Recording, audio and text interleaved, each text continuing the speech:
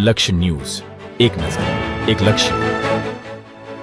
ડભોઈ નગર senior citizens પરિવાર દ્વારા બ્રાહ્મણની વાડી ખાતે દાતાઓનો સન્માન સમારંભ તેમજ સભાસદોના જન્મોત્સવ ઉજવણીનો કાર્યક્રમ યોજાયો હતો, જેમાં 12 જેટલા દાતાઓનું સાલ ઓઢાડી પુષ્પગુચ્છ આપી સન્માન કરવામાં આવ્યું હતું. ડભોઈ સિનિયર સિટીઝન્સ પરિવાર ફેબ્રુઆરી અને માર્ચમાં આવતા સભાસદીના જન્મદિન અને એક પરિવારની માફક ઉજવણી કરવામાં આવી. દર માસની ઉજવણી આ રીતે કરવામાં આવતી હોય ત્યારે સંસ્થામાં દાનરૂપી સહભાગી થતા દાતાઓને પણ આ પ્રસંગે ડભોઈ સિનિયર સિટીઝન્સ પરિવાર દ્વારા સન્માનિત કરવામાં આવ્યા.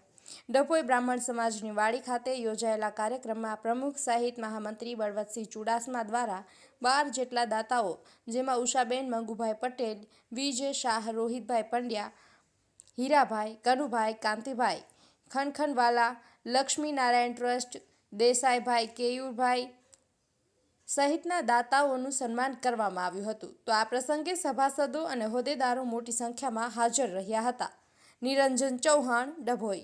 આજ રોજ 23 તારીખના રોજ ડભોઈ બ્રાહ્મણની વાડી ખાતે ડભોઈ નગર સિનિયર સિટીઝન્સ પરિવારનો એક કાર્યક્રમ, જે જન્મોત્સવ કાર્યક્રમ અને સન્માન સમારંભ વિશેષ કાર્યક્રમ રાખવામાં આવેલ હતો, જેમાં ફેબ્રુઆરી માર્ચ માસમાં આવતા જન્મોત્સવના જે સભાસદો તેઓનું વિશેષ ગિફ્ટ આપી, ટ્રોફી આપીને એમનું સન્માન કરવામાં આવેલું.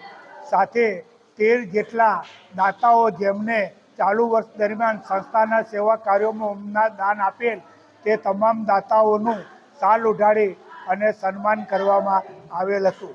સમારંભમાં અતિથિ વિશેષ તરીકે શ્રી જેડી સર સાહેબ, જુનિયર સાયન્સ કોલેજ પ્રિન્સિપાલ અતુલભાઈ શાહ, સંગીત શાળાના પ્રમુખ સાહેબ શ્રી તેમજ વિજય શાહ સાહેબ શ્રી ઉપસ્થિત રહ્યા હતા. સર્વે સભાસદોએ આ કાર્યક્રમમાં મોટી સંખ્યામાં હાજર રહી ભાગ લીધો હતો અને આનંદથી દરેકને ભોજન સમારંભમાં સ્વરૂપે ભોજન કરી છૂટા પડ્યા હતા અને દરેક સભાસદોને આવનારને એક સરસ મજાની ગિફ્ટ આપવામાં આવેલ હતી.